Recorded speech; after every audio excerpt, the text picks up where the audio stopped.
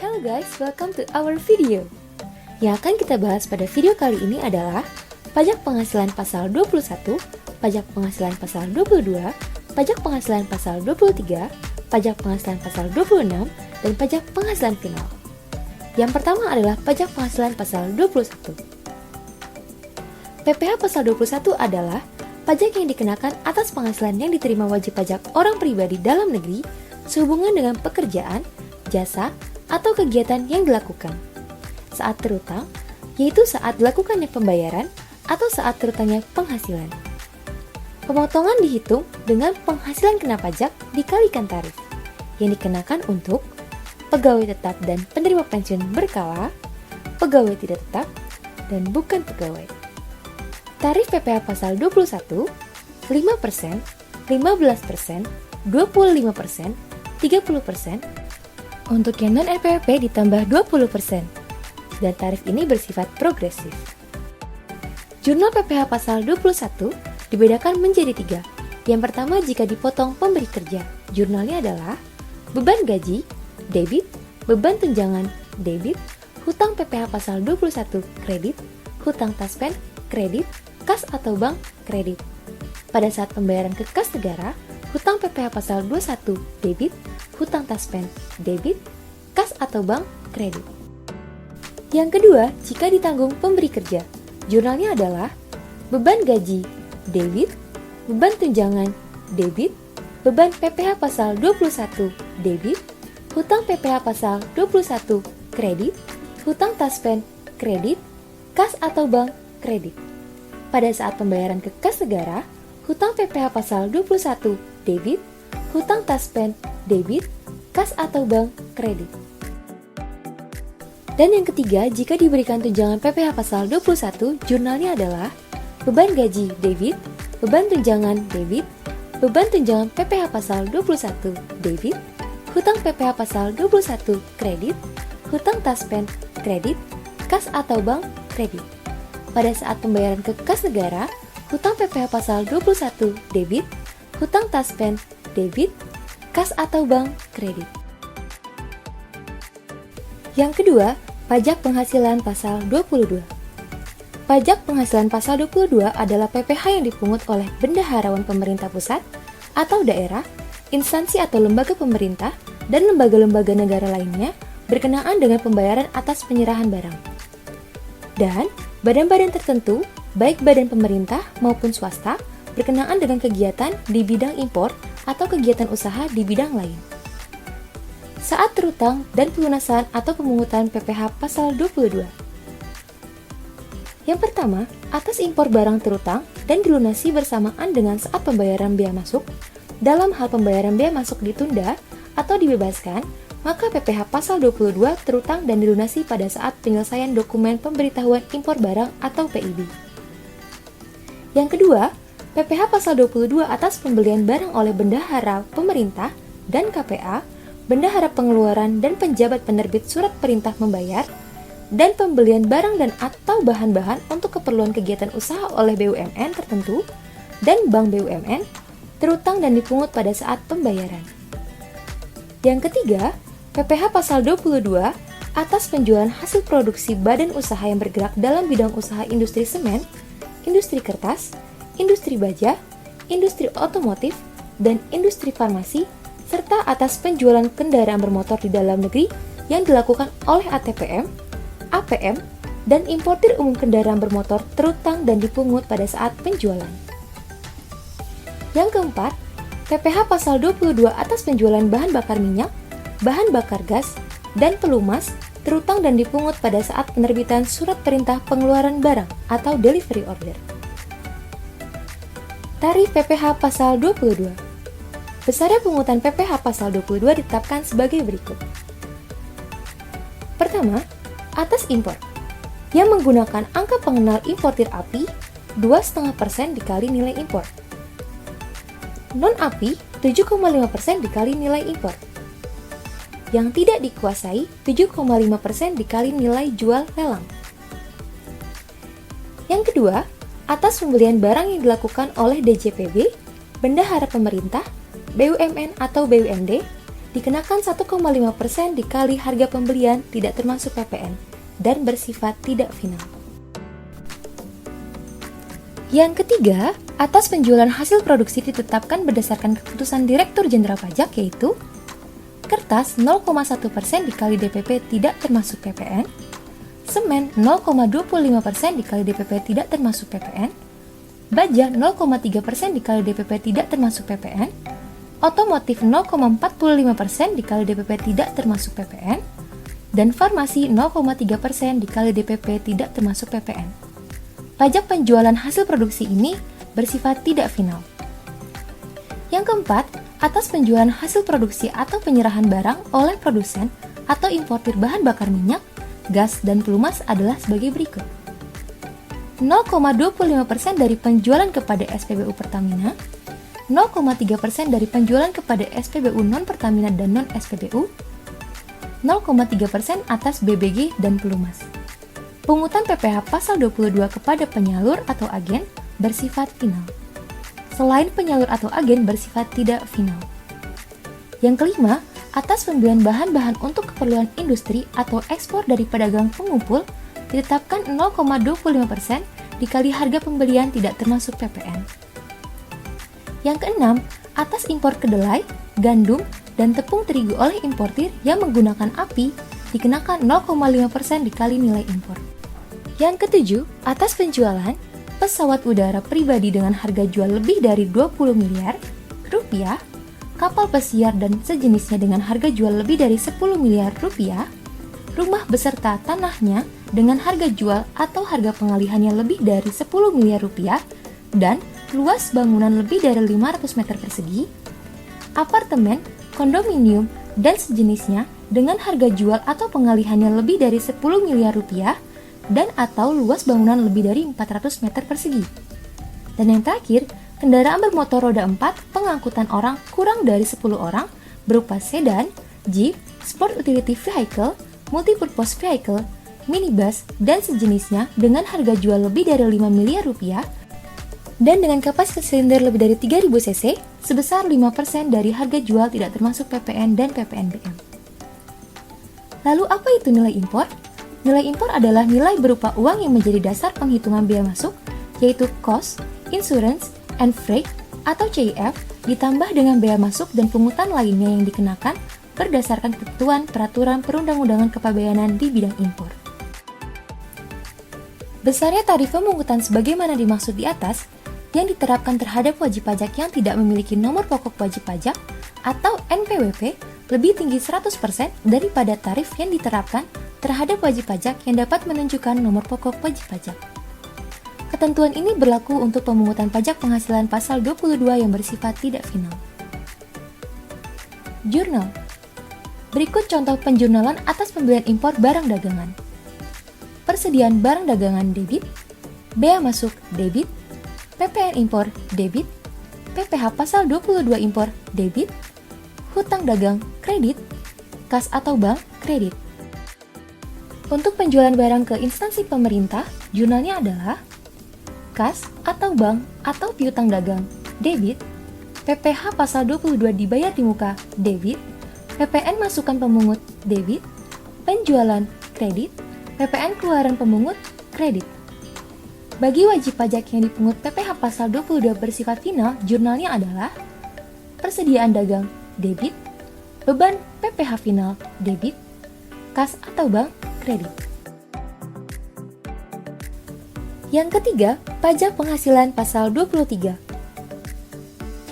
PPh pasal 23 adalah pajak yang dipotong atas penghasilan yang berasal dari modal, penyerahan jasa, atau hadiah dan penghargaan selain yang telah dipotong PPh pasal 21. Pihak yang berlaku sebagai penjual atau penerima penghasilan atau pihak yang memberi jasa akan dikenakan PPh pasal 23. Sementara, pihak pemberi penghasilan atau pembeli atau pihak penerima jasa akan memotong dan melaporkannya ke kantor pajak. Saat terutang dan pelunasan atau pemungutan PPh pasal 23. PPh pasal 23 terutang pada akhir bulan berlakukannya pembayaran, disediakan untuk dibayar, atau telah jatuh tempo pembayarannya, tergantung peristiwa mana yang terlebih dahulu. terjadi. Tarif PPh pasal 23. Yang pertama, dikenakan 15% dari jumlah bruto atas penghasilan, bunga, royalti, hadiah dan penghargaan selain yang telah dipotong PPh pasal 21 serta dividen kecuali yang telah dikenakan PPh final. Yang kedua, dikenakan 2% dari jumlah bruto atas sewa dan penghasilan lain sehubungan dengan penggunaan harta kecuali sewa tanah dan atau bangunan. Yang ketiga, dikenakan 2% dari jumlah bruto atas imbalan jasa teknik, jasa manajemen, jasa konstruksi, dan jasa konsultasi. Yang keempat, dikenakan 2% dari jumlah bruto atas imbalan jasa lainnya, seperti halnya jasa penilai, jasa aktuaris, jasa akuntansi pembukuan dan atestasi laporan keuangan, jasa hukum, jasa arsitektur, jasa perencanaan kota dan arsitektur landscape, jasa perancang, jasa pengeboran di bidang migas kecuali yang dilakukan oleh BUT, jasa penunjang di bidang penambangan migas, jasa penambangan dan jasa penunjang di bidang penambangan selain migas, jasa penunjang di bidang penerbangan dan bandar udara, dan yang terakhir jasa penebangan hutan. Untuk wajib pajak yang tidak ber-NPWP, dipotong 100% lebih tinggi dari tarif PPh pasal 23. Yang dimaksud dengan jumlah bruto adalah seluruh jumlah penghasilan yang dibayarkan, disediakan untuk dibayarkan, atau telah jatuh tempo pembayarannya oleh badan pemerintah, subjek pajak dalam negeri, penyelenggara kegiatan, bentuk usaha tetap, atau perwakilan perusahaan luar negeri lainnya kepada wajib pajak dalam negeri atau bentuk usaha tetap. Jurnal. Berikut contoh penjurnalan dari sisi pemberi penghasilan. Biaya, debit, PPN masukan, debit, kas atau bank atau hutang, kredit, hutang PPh pasal 23, kredit. Pada saat penyetoran ke kas negara, hutang PPh pasal 23, debit, kas atau bank, kredit. Bagi penerima penghasilan, jurnalnya adalah kas atau bank atau hutang, debit, PPh pasal 23, debit, penghasilan, kredit, PPN keluaran, kredit. Yang keempat, pajak penghasilan pasal 26. PPh pasal 26 dikenakan atas penghasilan yang diperoleh atau diterima SPLN selain BUT. Terdapat 3 jenis pajak penghasilan yang dipotong oleh pemberi penghasilan, yang tercantum dalam PPh pasal 26 ayat 1, PPh pasal 26 ayat 2, dan PPh pasal 26 ayat 2A. Yang pertama, objek yang terdapat dalam PPh pasal 26 ayat 1, di antaranya dividen, bunga, royalti, sewa, penghasilan lain sehubungan dengan penggunaan harta, imbalan sehubungan dengan jasa, pekerjaan dan kegiatan, hadiah dan penghargaan, pensiun dan pembayaran berkala lainnya, premi swap dan transaksi lindung nilai lainnya, dan yang terakhir keuntungan pembebasan utang. Seluruh objek tersebut dikenakan PPh pasal 26 dengan tarif 20% dikali jumlah bruto. Selanjutnya, objek dalam PPh pasal 26 ayat 2, di mana terdiri dari premi asuransi yang dibayarkan kepada perusahaan asuransi luar negeri dengan tarif 20% dikali perkiraan penghasilan neto. Perkiraan penghasilan neto terbagi menjadi 3 tarif, di antaranya 50% untuk premi yang dibayar tertanggung kepada perusahaan asuransi luar negeri, 10% untuk premi yang dibayar perusahaan asuransi di Indonesia ke perusahaan asuransi di luar negeri, dan yang terakhir 5% untuk premi yang dibayar oleh perusahaan reasuransi di Indonesia kepada perusahaan reasuransi di luar negeri.